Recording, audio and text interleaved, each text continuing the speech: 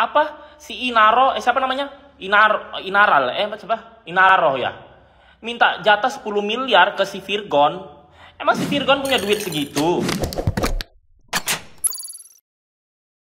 Hola netizen yang tercinta, beredar kabar bahwa Inara Rusli dalam gugatannya meminta nafkah sebesar 10 miliar kepada Virgon usai keduanya bercerai. Arjana Bagaskara selaku kuasa hukum Inara Rusli kemudian memberikan penjelasan soal permintaan nafkah tersebut. Dalam kesempatan yang sama, pihak Inara Rusli juga bakal mengajukan tuntutan royalti untuk lagu-lagu ciptaan Virgon. Diketahui Inara Rusli bakal meminta 2/3 bagian dari royalti lagu-lagu ciptaan Virgon. Inara Rusli minta bayaran royalti untuk lagu Virgon ini lantaran nantinya uang itu digunakan untuk menghidupi anak-anaknya. Rupanya Inara Rusli tidak asal meminta, namun Inara punya alasan meminta pembagian royalti tersebut. Arjana Bagaskara menjelaskan sistem pembagian royalti ini bisa diajukan atau tidak. Jawabannya bisa, artinya kebendaan yang tidak terwujud. Kalau lagunya tidak punya nilai ekonomi, pihaknya tidak akan menuntutnya. Arjana Bagaskara menjelaskan iwal permintaan nafkah sebanyak 10 miliar kepada Virgon usai keduanya bercerai. Nah, gimana nih menurut netizen yang maha benar? Silahkan berkomentar ya.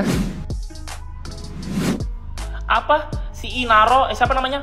Inaral, siapa? Inaro ya. Minta jatah 10 miliar ke si Virgon. Emang si Virgon punya duit segitu? Artis lokal ya digaji pakai mata uang terkecil nomor 4 di dunia. Syuting 5 tahun stripping aja nggak dapat 10 miliar itu, dikurangi pajak, biaya cicilan sama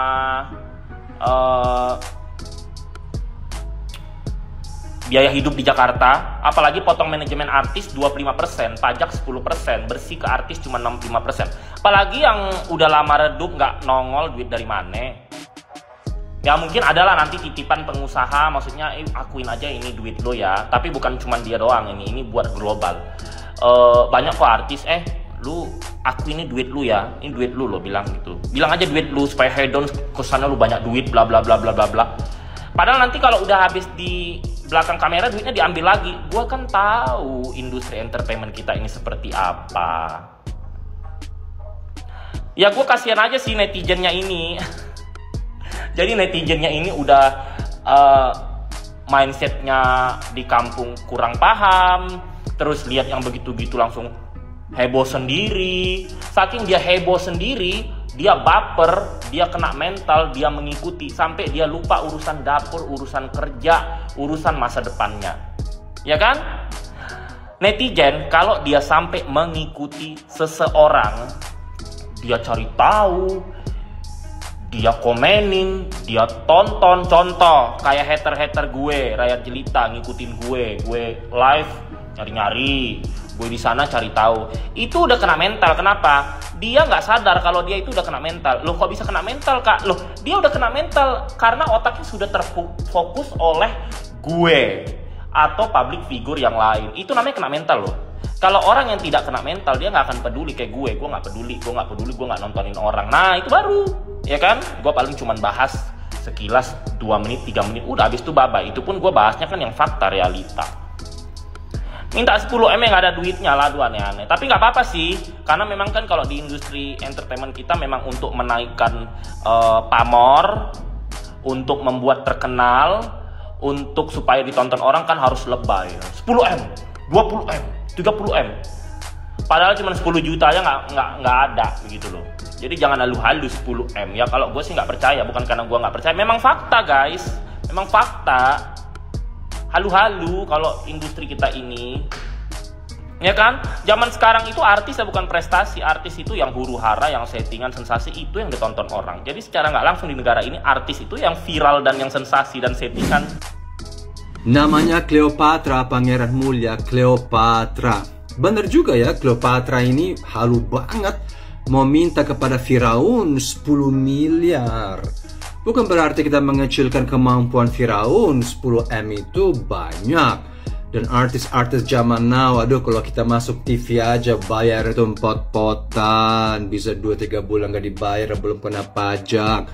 Apalagi kalau main sinetron, kecuali endorsement.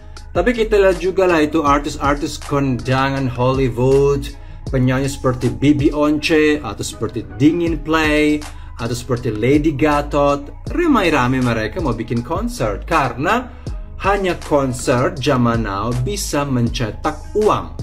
Karena tidak menjual lagi CD ke zaman bahala atau Laserdisc, whatever, apa namanya. Sekarang itu Spotify itu juga tekor. Susah sekali sekarang untuk cari duit bagi penyanyi. Yang kemarin aja yang Mimi kakak dede itu kan konser di Singapura kosong ompong. Ya karena mereka tuh cari cuannya itu kebanyakan melalui konser. Dan ya itu benar Pangeran Mulya. Kenapa banyak artis kondangan itu banyak duitnya? Kita tidak mau Suzon ya. Benar, karena uangnya kotor, jadi dicuci itu sama, ya itulah, kita tahulah. Kebanyakan seperti itu fakta.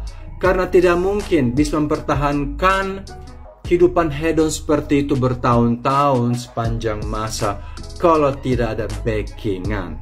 Pangeran Mulya benar, dan menurut saya Cleopatra nggak harus minta. Itu tahu udah dapat endorsement dari Bruce Lee, tukang karate kungfu Bruce Lee, endorsement 1 miliar, belum sabaran puluhan juta live. Udahlah, jual kosmetik aja. Janganlah, biarlah itu Firaun jual sate PSK kambing muda di puncak.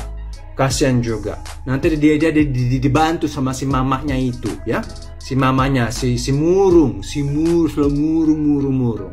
Udahlah, Cleopatra mandiri saja, nggak usah minta-minta ke si Firaun. Firaun sudah punya mainan dia, yaitu sate PSK kambing muda puncak.